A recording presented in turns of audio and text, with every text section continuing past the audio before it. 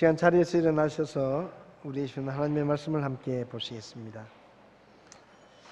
여호수아 6장에 있는 말씀 1절부터 11절까지 제가 한 절 읽고 여러분이 한 절 읽고 교독하시겠습니다.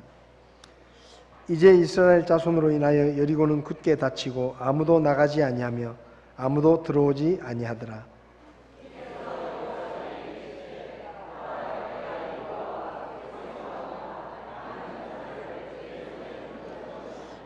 너희 모든 군사는 그 도시를 에워싸고 도시 주위를 한 번씩 돌되 너는 엿새 동안을 그리할지니라.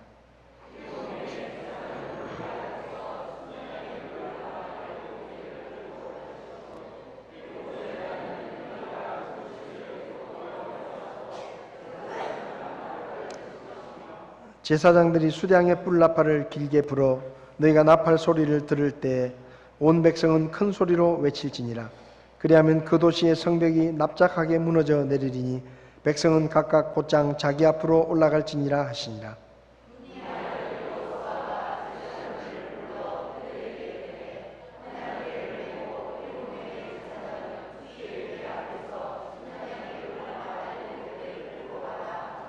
또 백성에게 이르되 나아가서 도시를 에워싸되 무장한 자가 주의 궤 앞에 나아갈지니라 하니라.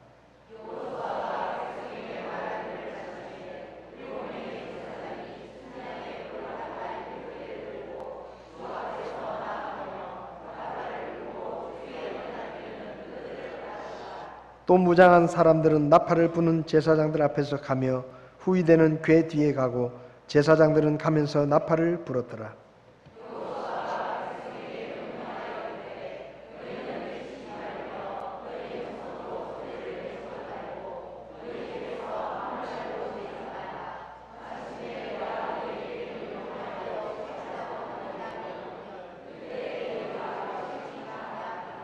이와 같이 주의 궤가 그 도시를 한번 돌고 에워싼 뒤에 그들이 진영으로 돌아와 진영에 머무니라. 아멘. 서신 채로 잠깐 기도하겠습니다.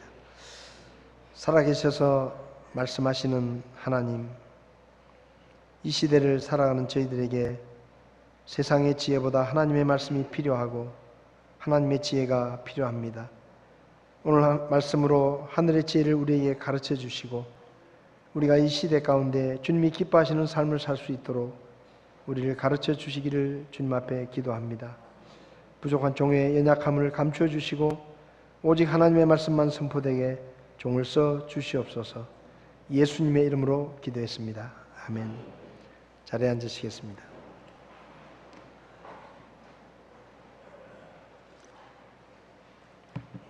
지난 주일에 이스라엘 백성들이 요단강을 건너서 여리고 북쪽에 한 3km 정도 근처에 있는 길갈이라는 곳에 진을 치고 있을 때 하나님께서 할례를 행하라 그렇게 말씀을 하셨죠. 사실 남자들이 다 할례를 행하고 드러누워 있으면 적이 공격을 하면 싸울 수 없기 때문에 이스라엘 전체가 다 죽을 수도 있는 그런 위험한 일이었지만 하나님의 말씀에 이스라엘 백성들은 순종을 했고 그리고 그때 하나님께서 이제 비로소 이집트에서 노예 생활을 하던 너희들의 수치가 이제 다 떼어 없어졌다 그렇게 말씀을 하셨죠. 사실은 그 할례를 행하고 있는 이스라엘 백성들을 하나님께서 지켜주시고 보호하셨다는 것도 사실은 기적입니다. 왜냐하면 남자들이 전부 포경수술하고 누워있으면 적이 쳐들어오면 싸우지도 못하고 다 죽거든요. 그리고 여자들도 다 죽을 것이고 아이들까지도 한꺼번에 다 죽을 수 있는데 그것도 바로 3km쯤 밑에 여리고라는 성이 있는데 보란듯이 할례를 행하고 거기 위험에 노출되어 있다는 것은 사실은 하나님께 자기들의 목숨까지도 다 맡겼다라는 그런 의미입니다.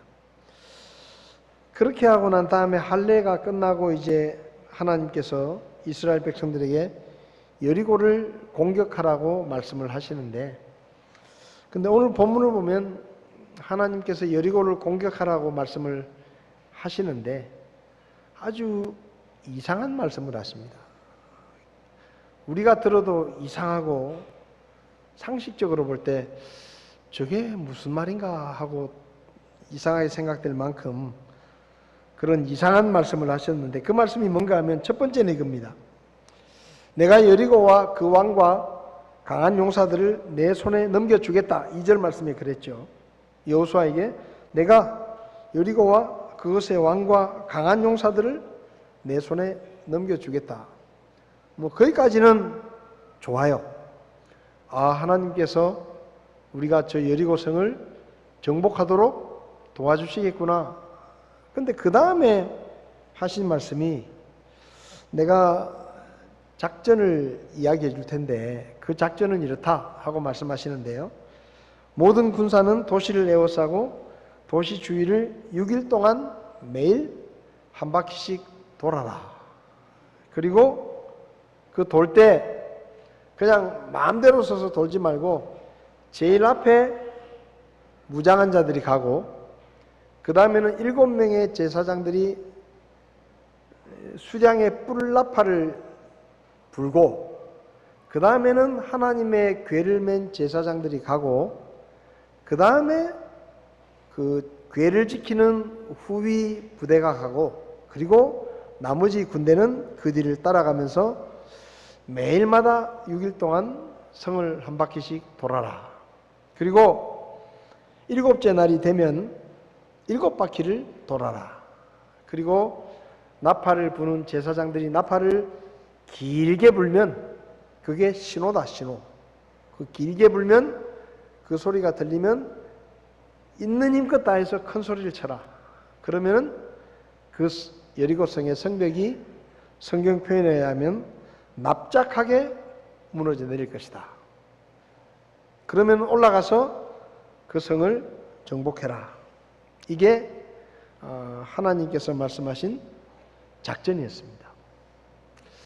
여러분, 아무리 여호수아와 이스라엘이 전쟁을 잘 모른다 하더라도 그리고 싸움을 잘 모르는 어린아이라도 전쟁을 한다는 얘기는 칼을 들고 나가서 뭐 휘두르든지 아니면은 그렇게 성벽으로 둘러싼 성을 정복할 때는 사다리를 만들어 가지고 거기 성벽에 걸쳐놓고 군인들이 올라가든지 아니면은 성문을 깨부수든지 그렇게 해가지고 뭐 전쟁이 되는 것이지 그냥 그 성을 뺑 둘러싸 가지고 하루에 한 바퀴씩 돌고 6일 동안 그렇게 돌다가 마지막 날 7째 날에 7바퀴를 돌고 소리를 치면 그 성이 무너져 내릴 것이다. 이상한 말씀을 하시는 거죠, 하나님이. 이상하다기보다는 아주 괴상스러운 방법이었습니다. 뭐 저런 작전이 있나? 근데 놀라운 것은 여호수아가 그 말을 듣고 바로 제사장들과 군대 대장들을 소집을 합니다. 그리고는 하나님의 말씀을 전합니다. 하나님께서 이렇게 말씀하셨다. 성을 뺑 둘러서서 매일 한 바퀴씩 6일 동안 돌고 7째 날에 제사장들이 나팔을 불고 우리가 소리를 지르면 저 성벽이 다 무너질 거라고 했다. 근데 그 말을 들은 제사장들과 이스라엘 군대들도 아무 소리 안 하고 그냥 시키는 대로 합니다. 그래서 6일 동안 하나님의 말씀하신 대로 대열을 갖추어 가지고 한 바퀴씩 돌고 7째 날에는 7바퀴를 돌고 제사장들이 나팔을 불고 백성들이 소리를 쳤습니다. 그랬더니 정말로 하나님이 말씀하신 대로 그 여리고의 성벽이 순식간에 무너져 내리고 그리고 백성들이 이 군인들이 그냥 자기 앞에서 그 성벽을 무너진 돌들을 계단 삼아서 성 안으로 들어가고 성을 정복했다. 이것이 이 여리고 성의 기적 이야기입니다. 근데 우리가 좀 생각해 볼 게 있는데요.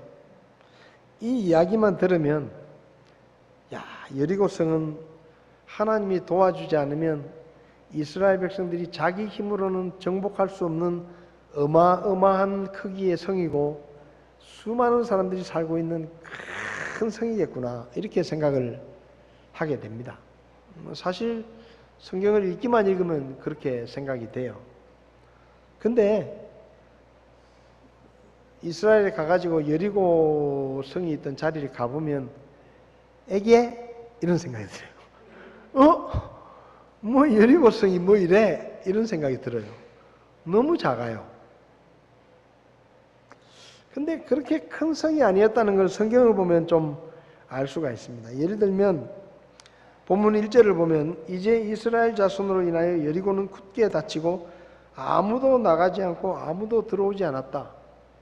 만약에 여리고라는 성이 뭐 수만 명, 수십만 명이 살고 있는 큰 성이라고 하면 이렇게 겁을 먹을 필요가 없습니다. 사실은 그 사람들은 무기도 좋고 군인들도 잘 훈련이 돼 있고 또 쉽게 말하면 싸울 수 있는 사람들도 많고, 그렇다고 치면 이렇게 이스라엘 때문에 완전히 쫄아가지고 문을 딱 닫아놓고 꼼짝도 안 할 만큼 그렇지 않았을 거예요.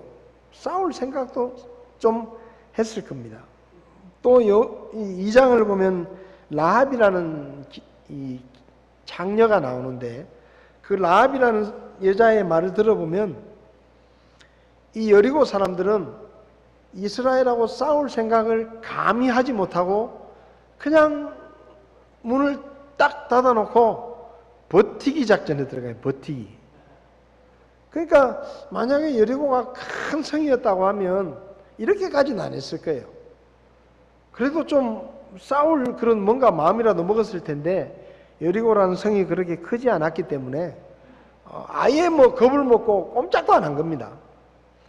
실제로 성지 이스라엘에 가보면 그 여리고 성이 있던 그 성터가 지금 이렇게 보존이 되어 있는데요. 저기 보이는, 잘 안 보이실지 모르겠는데 조명을 좀 조정해 주시면요. 여기 지금 그 이렇게 불쑥 솟아 있는 곳이 저게 여리고 성터입니다.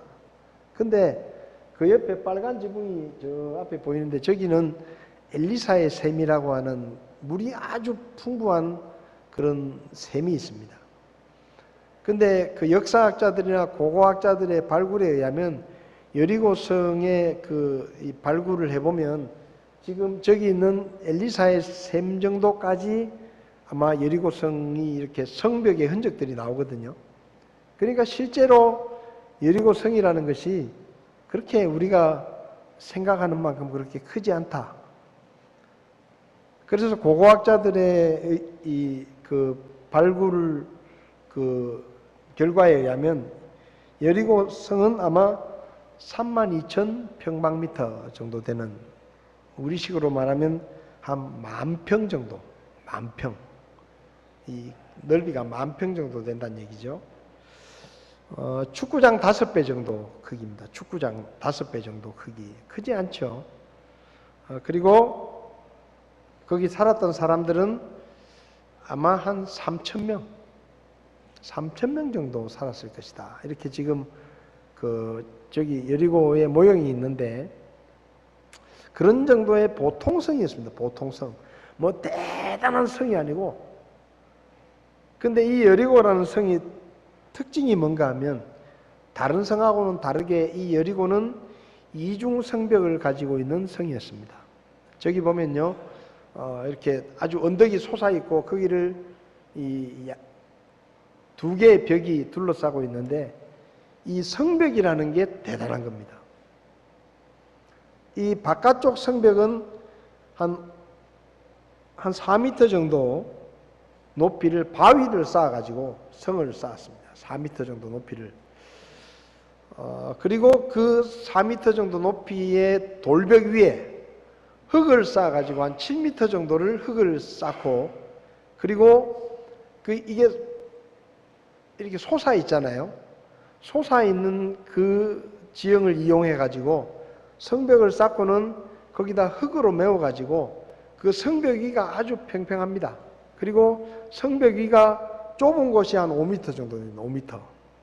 넓은 곳은 더 넓겠죠. 그래서 거기다가 집을 짓는 거예요. 집을. 그 성벽을 메꿔놓은 그 바깥 성벽 위에다가 거기 집을 짓는데 나중에 보면 라합의 집이 바로 성벽 위에 있었습니다. 그래서 그 창문으로 줄을 달아가지고 그 정탐꾼들을 성 밖으로 도망가게 바로 자기 집에서 줄을 내려가지고 그렇게 도망을 치게 성벽 위에 집들이 많이 있었어요. 그리고 좀 형편이 괜찮은 사람들은 이 첫 번째 성벽 다음에 두 번째 성벽이 있는데 그 성벽도 한 4m 정도 높이에 이렇게 성벽으로 돼 있는데 형편이 좀 괜찮은 사람들은 다 그 안쪽에 살았습니다. 성 안쪽에. 근데 이 바깥 성벽을 메꾸어 가지고 있는 그 지역에는 여러분 전쟁이 나면 제일 위험한 데가 어딘가 하면 그 바깥 성벽 위에 있는 집들이에요. 그래서 거기는 좀 가난한 사람들이 살았습니다. 좀 형편이 어렵다든지. 라합도 그 직업이 그 기생이었는데 창녀였는데 아마 형편은 그렇게 넉넉지 않아 가지고 아마 라합의 집은 그 성벽 위에 바로 있었는데 굉장히 전쟁이 나면 굉장히 위험한 지역이에요. 그래서 사람들이 성벽 위에 잘 안 삽니다. 근데 라합은 거기 살았다는 것을 볼 때 아마 라합의 형편이 좀 어려웠을 것이다. 그리고 그 집이라는 것도 허름한 여인숙 정도의 그런 집이 아니었을까 생각을 해보는 겁니다.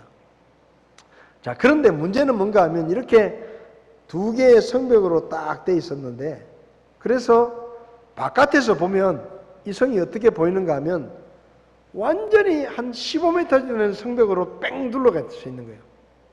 그러니까 이 성은 작은 성이지만 이걸 정복한다는 건 정말 그 당시에 전쟁으로는 쉽지 않았습니다. 요즘처럼 뭐 비행기가 있으면 가서 폭격을 하면 그만이지만은 그 당시에는 전부 뭡니까? 칼이고 창이고 저 성벽을 올라가려고 하면 사다리를 만들어 가지고 저리 올라가야 되는데 이게 보통 일이 아니에요. 그래서 여리고성이라는 성은 크지 않고 사람들도 그렇게 많이 살지 않았지만 실제로 싸움을 해가지고 저 성을 정복하려고 하면 더군다나 이 여리고 지역은 평야가 옆에 있었기 때문에 요단강이 있고 농사가 잘 돼가지고 곡식이 많습니다. 그리고 물이 많아요. 그러니까 성을 포위를 하고 있어도 그 안에 물이 풍부하고 식량이 풍부했기 때문에 몇 개월은 너끈히 버티는 거예요. 심지어는 몇 년이 걸릴 수도 있어요. 1년 이상 걸릴 수도 있습니다. 그 성을 정복하려면. 삥 둘러싸고 그냥 이거는 뭐 다른 공격의 방법이 없어요.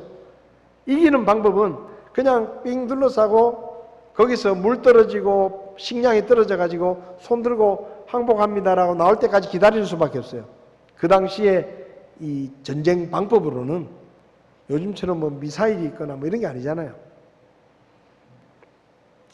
그래서 사실 여리고성을 정복한 기적은 우리가 생각하는 것처럼 하나님의 기적적인 도우심이 없으면 정복할 수 없는 그 어마어마한 성을 하나님의 도우심으로 이스라엘 백성들이 정복했다 하는 게 기적이 아니에요. 시간이 걸려서 그렇지 그 성은 얼마든지 이스라엘 사람들의 힘으로 정복할 수 있는 성입니다.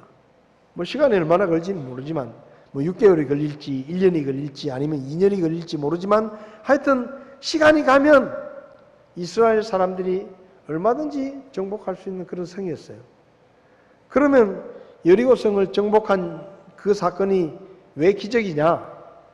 첫 번째는 여리고성을 정복한 전쟁 방법이 기적입니다.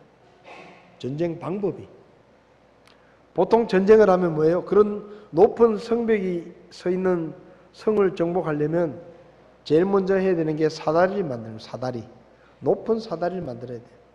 그래서 그 사다리를 성벽에 걸쳐놓고 그 사다리를 타고 올라가 가지고 성 안으로 들어가서 성을 정복해야 됩니다. 근데 그렇게 하려고 하면 얼마나 걸릴지 모릅니다. 또 그 높은 성벽에 사다리를 걸쳐놓고 올라가더라도 그 위에서 뭐 하여튼 그 공격을 하면 이건 손 쓸 방법이 없는 거예요.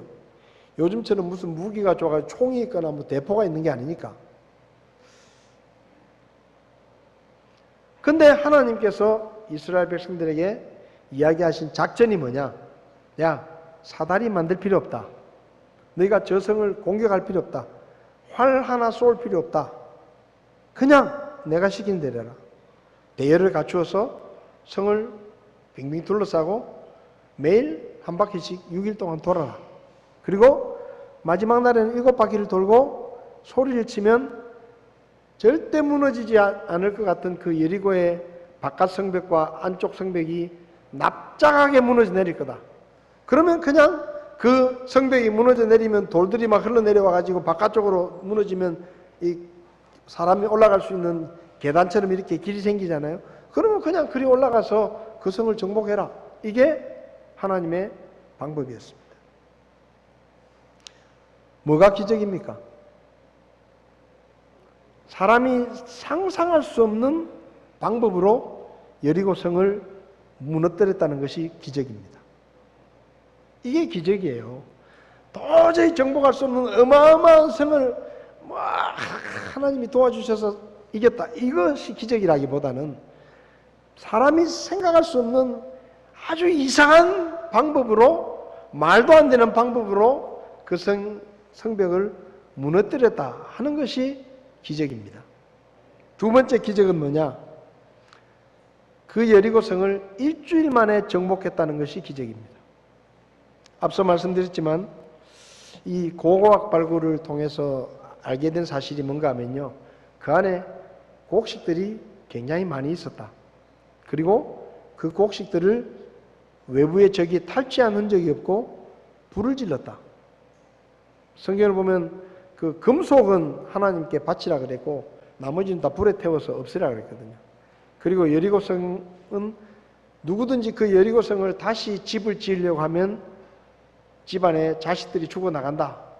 그렇게 말씀하셨기 때문에 사실 여리고성은 그 다음에 재건이 안 됐던 성 중에 하나입니다. 그래서 거의 옛날 상태 그대로 보존이 되어 있다라고 해도 과언이 아닙니다.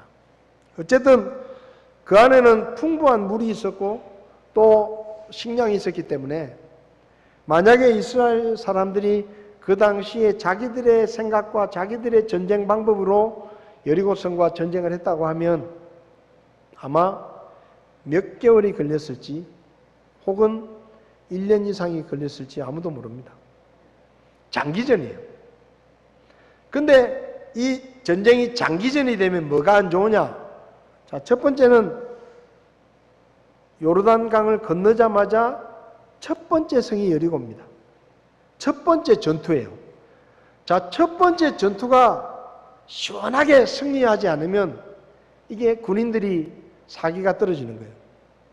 만만하게 보고 뺑 둘러쌌는데 2달, 석 달이 지나고 6개월이 지나고 1년이 지나고 한 1년 6개월 정도 돼도 이게 뭐 그 전쟁에서 이길 수 있는 기미가 없다.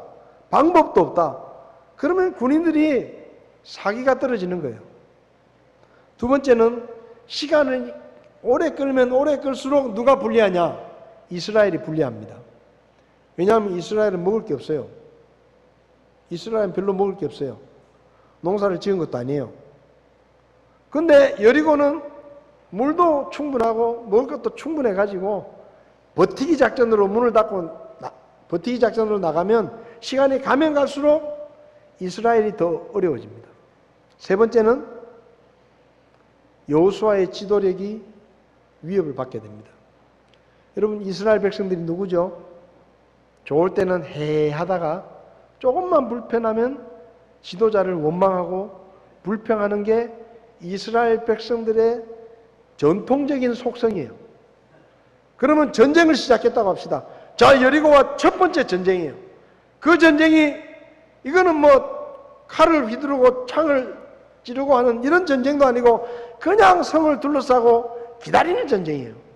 근데 그게 한 달이 가고 2달이 가고 3, 4개월이 가고 1년이 가면 그 이스라엘 백성들과 군인들이 옛날 이 근성이 나타나가지고 뭐냐 도대체 이거.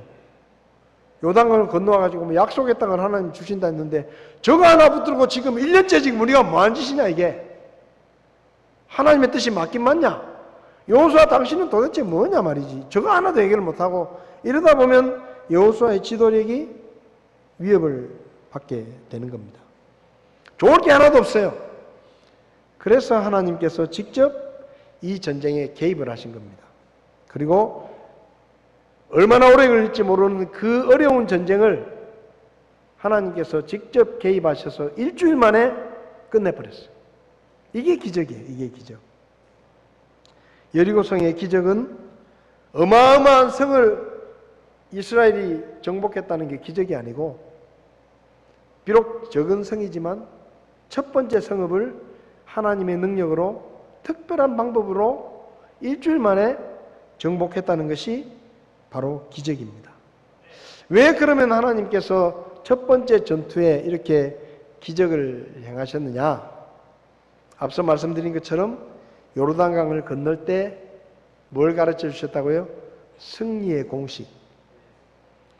승리는 너희들의 힘이나 너희들의 노력이나 너희들의 지혜에서 나오는 게 아니고 하나님을 신뢰하고 그분의 말씀에 순종할 때 승리한다. 여리고성의 승리는 이스라엘은 아무것도 한 게 없습니다. 오로지 하나님이 말씀하신 그 방법을 그대로 받아들이고 그대로 한 것밖에 없어요.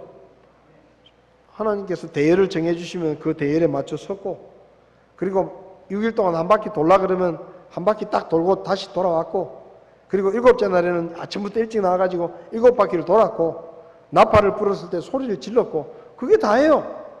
그게 다입니다.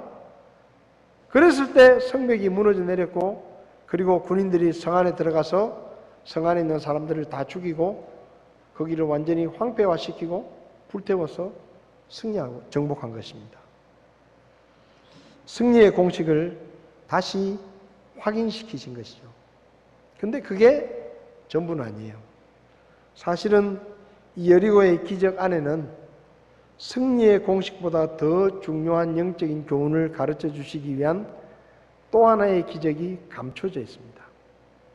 많은 사람들이 이 여리고의 기적을 이야기할 때 여리고성을 무너뜨린 기적은 많이 이야기하는데, 이 감추어진 또 하나의 기적과 그 기적이 가르쳐주는 정말 중요한 영적인 교훈을 놓치고 지나가는 때가 많습니다. 여러분, 감추어진 기적은 뭔가 하면요, 여리고성이 무너진 것보다 더 큰 기적이에요. 사실은 생각해보면 그 기적은 뭐냐? 여호수아 2장을 보면 2장 15절에 이에 그녀가 창을 통해 그들을 줄로 달아내리니라. 그녀의 집은 고을의 성벽 위에 있었으므로 그녀가 성벽 위에 거하였더라. 라합의 집이 어디 있다고요? 바깥쪽 성벽 위에 있는데 그 성벽에 바로 이어서 지어진 집입니다. 라합의 집은 형편이 어려웠기 때문에 요즘식으로 말하면 아주 최신식 공법으로 재료를 좋은 걸 써가지고 견고하게 지어진 집도 아니었을 것입니다. 아마 허름한 여인숙 같은 그런 부실한 건물이었을 것입니다. 근데 여리고의 성벽이 성경 표현에 의하면 전체가 다 그냥 납작하게, 여러분 성경을 보면 여리고 성벽이 한쪽만 무너진 게 아닙니다. 군인들이 삥 둘러싸고 있었는데 성벽이 바깥쪽으로 무너져 가지고 군인들이 자기 앞으로 그냥 걸어서 성으로 들어갔다 그랬어요. 그 무너진 성벽을 밟고. 그러니까 성벽이 다 무너진 거예요. 다 무너졌는데 라합의 집은 성벽에 연결되어 있습니다. 성벽 위에 있었다 그랬어요. 근데 라합의 집은 멀쩡했습니다. 여리고 성의 바깥 성벽, 안쪽 성벽이 다 무너져 내렸는데, 성벽 위에 있는 집들이 다 무너졌는데 이 성벽 위에 있는 라합의 집만 멀쩡했어요. 여러분, 저는요, 하나님께서 성벽이 무너지게 하신 것이 기적이라고 하면 그 많은 집들 가운데 라합의 집만 멀쩡하게 남겨두셨다는 것은 더 큰 기적이라고 생각합니다. 다른 성벽이 다 무너졌어요. 돌들이 다 연결되어 있어요. 흙으로 다 연결이 되어 있습니다. 그러니까 이건 뭐 하나만 무너지고 가지고 그 집만 딱 남는다는 것은 이건 상상할 수 없는 거예요. 근데 저기 빨간 줄을 묶어놓은 저 그림은 저렇게 그려놨는데요. 모르겠어요. 라합의 집이 저렇게 귀퉁이에 있었는지. 그건 이 여리고 성벽이 둥근 모양이기 때문에 저 그림이 좀 문제가 있는데, 어쨌든 라합의 집이 있는 왼쪽 벽도 무너지고 오른쪽 벽도 다 무너졌는데 라합의 집만 멀쩡한 거예요. 저는 그것이 여리고성이 무너진 것보다 더 큰 기적이라고 생각합니다. 근데 이 기적에 대해서는 사람들이 별로 관심을 갖지 않아요. 비천한 직업을 가진 여자가 집을 지었으면 얼마나 잘 지었겠습니까? 허술을 했을 거예요. 아마도 그 성벽 위에는 라합의 집보다 훨씬 잘 지은 집들이 많았을 것입니다. 그런데 다 무너졌어요. 성벽이 완전히 주저앉았습니다. 성경 표현에 의하면 납작하게 흔적도 없을 만큼 다 무너졌어요. 근데 라합의 집만 멀쩡하게 유일하게 안 무너진 겁니다. 여호수아 6장을 보면 22절에 이제 여리고 성벽이 무너지고 여리고성을 정복할 때 이야기입니다. 그러나 여호수아가 그 지역을 정탐한 두 사람에게 이르되 그 창녀의 집에 들어가 너희가 그 여인에게 맹세한 대로 그녀와 그녀에게 속한 모든 것을 데리고 나오라. 멀쩡하다 이 말이에요. 그 집만 멀쩡하다 이 말입니다. 그래서 정탐을 갔던 두 사람을 보내가지고 그 집에 가서 그 라합과 그 여자의 식구들을 다 데리고 나와라. 그리고는 정탐한 청년들이 들어가 라합과 그녀의 아버지와 어머니와 형제들과 그녀에게 속한 모든 것을 데리고 나오고 그녀의 모든 친족을 데리고 나와 이스라엘 진영 밖에 두니라. 그렇게 견고했던 성벽이 다 무너져 내리는데 라합의 집만 유일하게 멀쩡하게 있었습니다.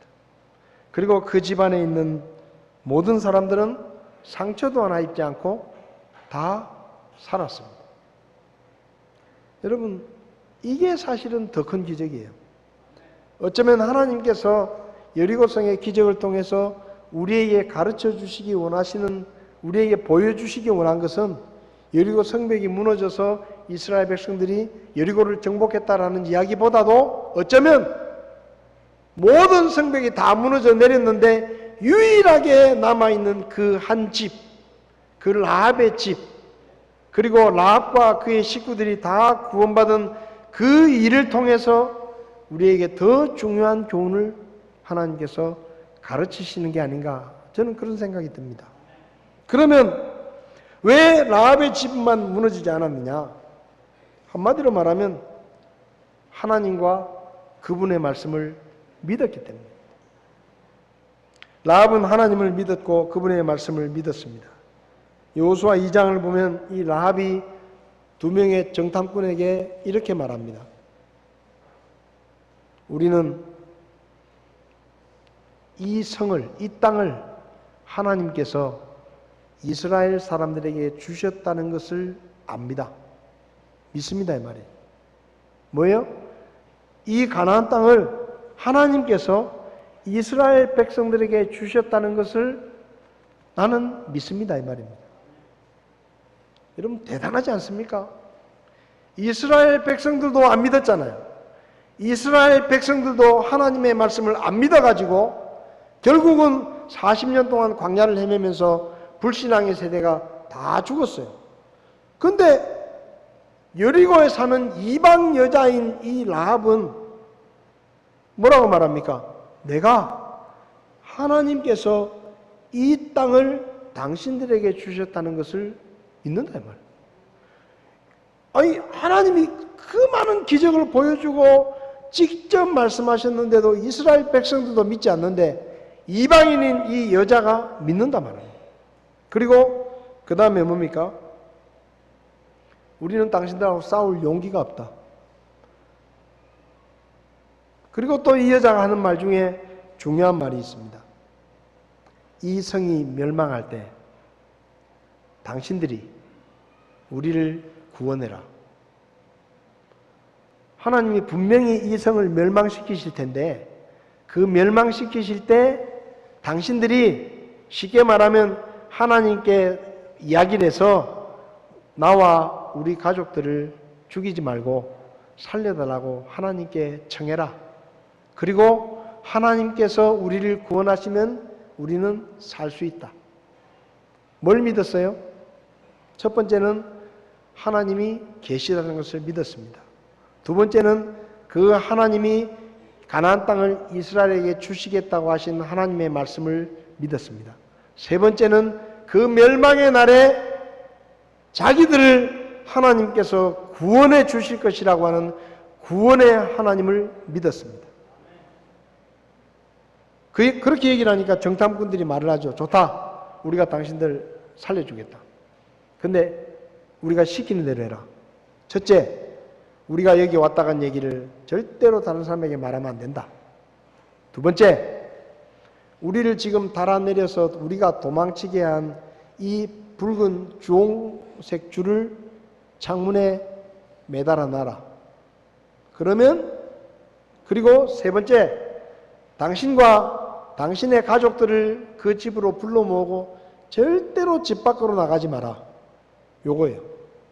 이렇게 하면 멸망의 날에 당신과 가족들은 구원받을 수 있다. 라합이 어떻게 했습니까? 여호수아 2장을 보면 2장 21절에 그녀가 이르되 너희 말대로 되리라 하고는 믿는다는 얘기죠. 그들을 보내어 떠나가게 하고 주홍색 줄을 창에 메어 두니라. 무슨 말이에요? 그 말을 듣자마자 주홍색 줄을 메어 두라고 한 그 말을 듣자마자 그 말에 순종한 겁니다. 붉은색 줄을 그대로 메어 놓았습니다. 그리고 식구들을 다 자기 집으로 불러 모았습니다. 하나님께서 여리고를 멸망시키실 때 성벽이 다 무너져 내릴 때 그 붉은 줄이 창문에 매어져 있는 라합의 집만 안 무너지고 그대로 보존됐습니다. 그 집 안에 있는 사람들은 한 사람도 다치지도 않았습니다. 여호수아 6장에서 여호수아가 두 사람을 보내서 그 가족들을 다 데리고 나오고 다 살려줍니다. 어떤 분들은 이 말씀을 보고 라합의 가족들은 라합의 믿음 때문에 구원을 받았다 그렇게 생각하지만 아닙니다. 라합의 집이 어디 있다고요? 바깥쪽 성벽 제일 위에.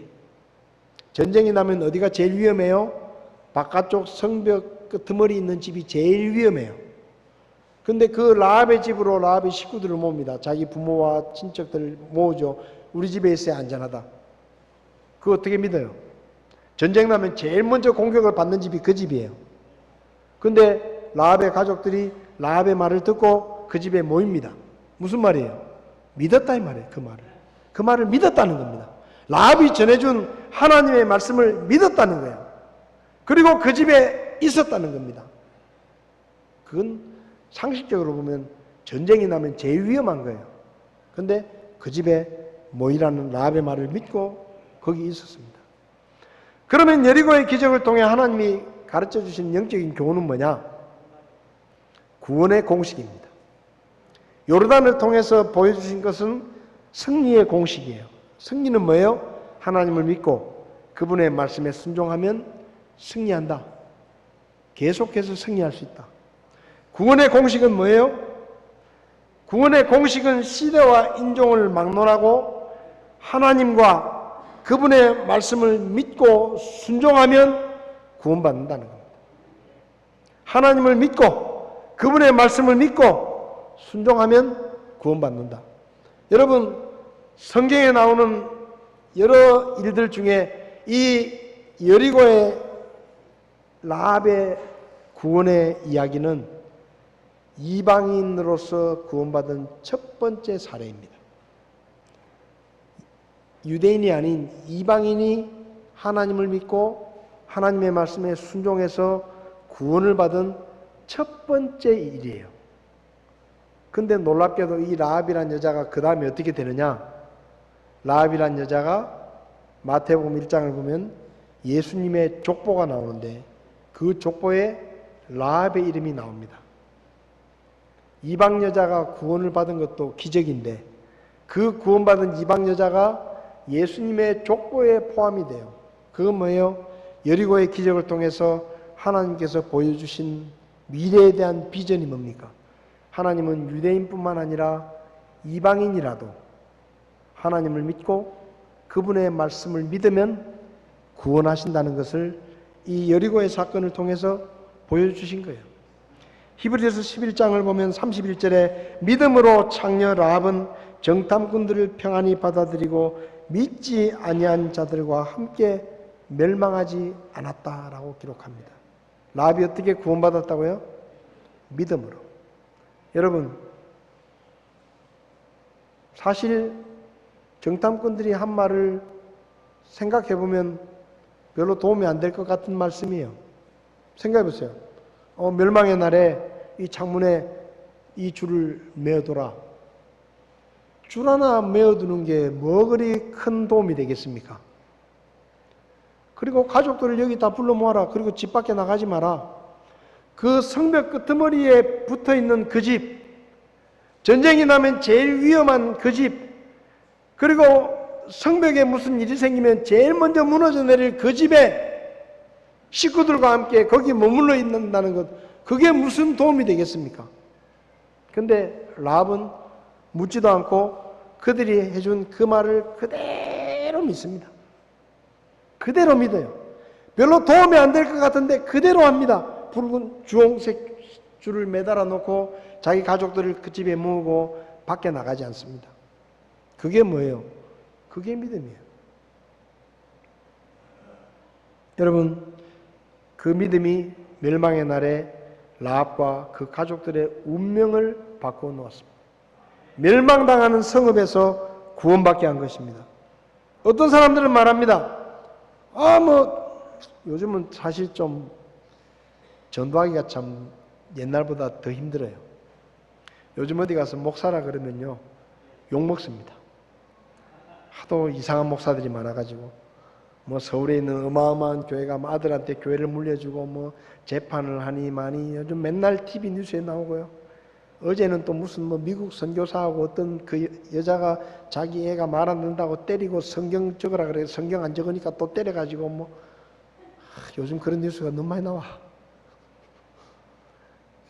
요즘은 기독교를 개독교라 그래. 개독교. 안 믿는 사람들이 하도 욕을 많이 해가지고. 그래서 하도 욕을 많이 먹고 목사도 하도 욕을 먹다 보니까 어디 가서 제가 목사라 그러면요, 사람들이 이렇게 말해요. 요새 목사님들 왜 그래요? 요새 목사님들 왜 그래요? 참 얼굴 들기가 힘들어요.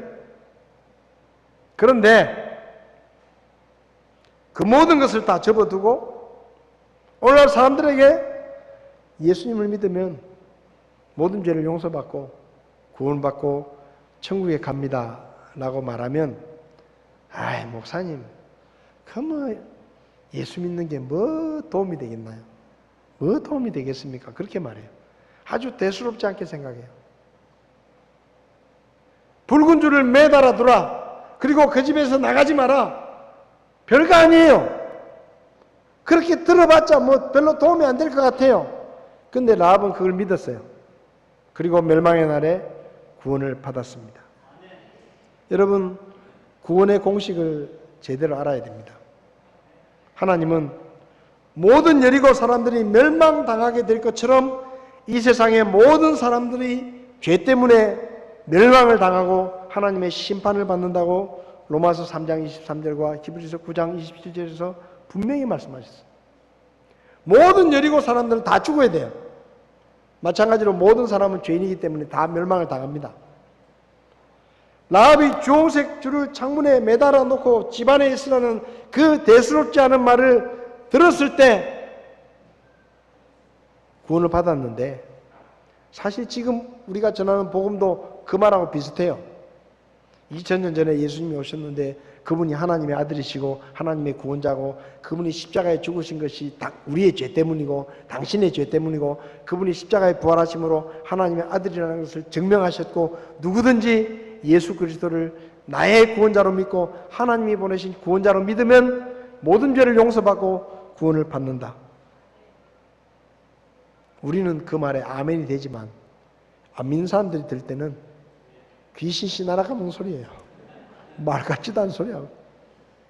그게 뭐 그래. 뭐라도 내가 뭘 해야지. 내가 뭐라도 노력을 해야지. 뭐 그 예수 믿는 거 그거 하나 가지고 어떻게 사람이 구원을 받고 천국에 가냐. 천국이 있다고 믿지도 않지만 있다고 하더라도 그렇게 쉽게 가냐. 그렇게 생각합니다. 근데요, 요한복음 3장 17절, 로마서 5장 8절에 분명히 말씀하셨어요. 하나님의 아들이신 예수님이 오셔서 우리 죄를 대신해서 십자가에 죽으셨다. 그리고 우리의 죄를 해결하셨다. 그리고 사도행전 16장 31절과 요한복음 5장 24절에 누구든지 자신이 죄인임을 회개하고 십자가에 못 박혀 죽으시고 부활하신 그 예수님이 하나님이 나를 구원하기 위해서 보내신 유일한 구원자라는 것을 믿으면 멸망을 당하지 않고 영존하는 생명을 얻고 하나님의 나라에 갈 수 있다라고 성경은 말합니다. 간단해요. 라합이 어떻게 했습니까? 믿었어요. 행했어요. 그래서 멸망의 날에 살았어요. 지금은 별거 아닌 것 같지만 지금은 예수 믿는 사람하고 안 믿는 사람하고 아무런 차이가 없는 것 같지만 별 차이가 없는 것 같지만 빨간 줄 하나 매놓는 게 별 차이가 없는 것처럼 보이지만 멸망의 날에 그 집은 구원의 집이 되는 겁니다. 지금 우리가 예수 믿는 거하고 안 믿는 사람들하고 뭐 겉모습이 다른 거 아니에요. 우리가 무슨 뭐 이마에 줄이 하나 더 있는 것도 아니에요. 아무 차이가 없어 보여요. 길거리 지나가 보세요. 예수 믿는 사람 안 믿는 사람 모릅니다. 별 차이 없어 보입니다. 그렇지만 이 차이가 없어 보이지만 멸망의 날에 심판의 날이 오면 믿는 사람은 하나님의 약속대로 구원을 받고 하나님의 나라에 가게 될 것이고 믿지 않는 사람은 여리고성 사람들이 다 멸망당했던 것처럼 멸망을 당하게 될 것입니다. 중요한 것은 선택이에요. 라합은 믿었습니다. 그리고 순종했습니다. 그리고 살았습니다. 오늘날도 똑같아요. 누구든지 예수님을 나를 죄와 멸망에서 구원하시는 하나님의 구원자로 믿고 자신의 죄를 회개하고 예수님을 받아들이면 그 사람은 멸망의 날에 하나님의 약속대로 구원을 받고 천국에 들어가게 되는 것입니다. 여리고의 사건을 통해서 미리 보여주신 거예요. 믿는 것과 안 믿는 것의 차이가 무엇인지를 보여주신 겁니다. 오늘 여기 계신 분들 중에 아직 교회는 왔지만 아직 예수님을 안 믿는 분들, 성경은 좀 알지만 아직 여러분의 구원자로, 여러분을 죄와 멸망에서 구원하시는 구원자로 예수님을 아직 안 믿는 분들은 오늘 믿으시기를 바랍니다. 구원의 공식은 내가 뭘 하는 게 아닙니다. 하나님의 말씀을 그대로 믿고 순종하는 거예요. 하나님께서 예수님을 보내셔서 우리의 모든 죄들을 다 십자가에서 없이 하시고 누구든지 이방인이든지 유대인이든지 부자든지 가난하든지 남자든지 여자든지 누구든지 그 예수님을 믿으면 구원하시고 하나님의 나라에 가게 해주시겠다고 약속하셨습니다. 그 말씀을 믿느냐 안 믿느냐의 차이는 지금은 아무것도 아닌 것처럼 보이지만 멸망의 날이 오면 그 붉은 줄을 매놓은 그 집과 다른 집의 운명은 완전히 달라지는 거예요. 여러분들 중에 혹시 그런 분 계시면 오늘 예수님을 믿으시기 바랍니다. 다 눈을 감으십시오.